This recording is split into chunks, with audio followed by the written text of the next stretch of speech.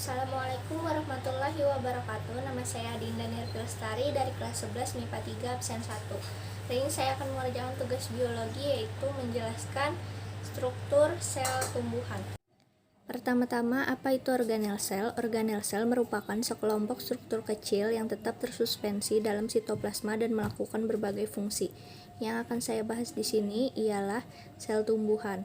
Struktur organel sel dalam sel tumbuhan terdiri dari plastida, sitoskeleton, nukleus, vakuola, retikulum endoplasma, mitokondria, kompleks Golgi, dan badan mikro. Kemudian mari kita bahas fungsi-fungsi dari organel sel tersebut.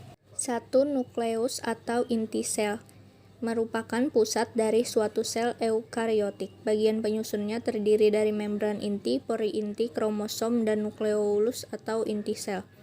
Fungsi inti sel mengatur seluruh kegiatan sel, menyimpan materi genetik seperti DNA, menyimpan protein, dan menyintesis ribosom yang dilakukan nukleolus. Kemudian sitoskeleton merupakan kerangka sel, terdiri dari 3 jenis, yaitu mikrotubul, mikrofilamen, dan filamen intermediate.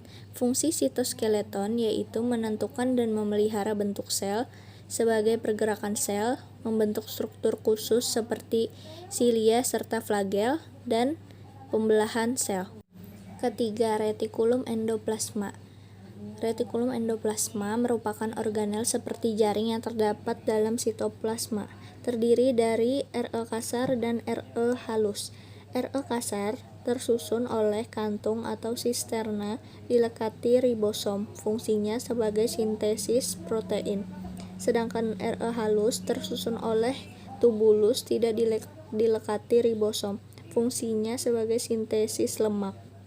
Keempat, ribosom. Ribosom tersusun oleh asam ribonukleat atau RNA dan juga protein.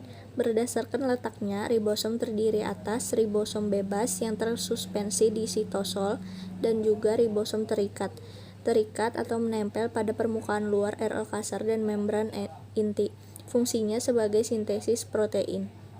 Kelima yaitu badan Golgi atau aparatus Golgi atau kompleks Golgi, tersusun atas kantung pipih bertumpuk yang disebut sisterna. Badan Golgi memiliki dua sisi yang berlawanan, yaitu sisi cis berperan sebagai bagian penerimaan dan sisi trans berperan sebagai bagian pengiriman.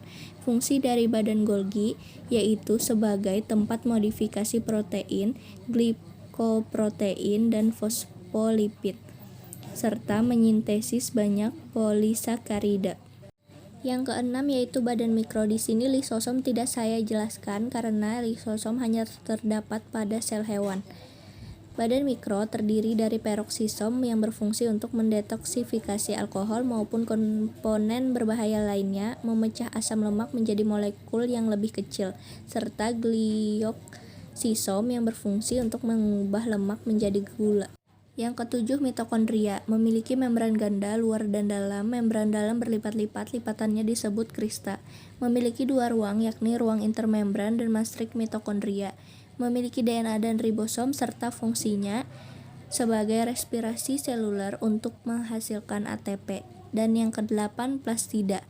Terdiri dari yang pertama, leioklopas, merupakan plastida yang tidak berwarna atau tidak memiliki pigmen. Leuklopas terbagi menjadi 3 jenis, yaitu amiloplas, menyimpan amilum, elaloplas, menyimpan lemak, dan proteinoplas, menyimpan protein. Yang kedua, kloroplas, mengandung pigmen hijau klorofil, memiliki membran ganda, DNA dan ribosom, serta berfungsi dalam fotosintesis. Dan yang terakhir, kromoplas, merupakan plastida yang berfungsi untuk menyimpan dan menyintesis pigmen pada sel tumbuhan. Salah satu pigmen dalam kromoplas adalah karotenoid, yakni pigmen yang memberi warna pada bunga, buah-buahan, serta daun pada musim gugur.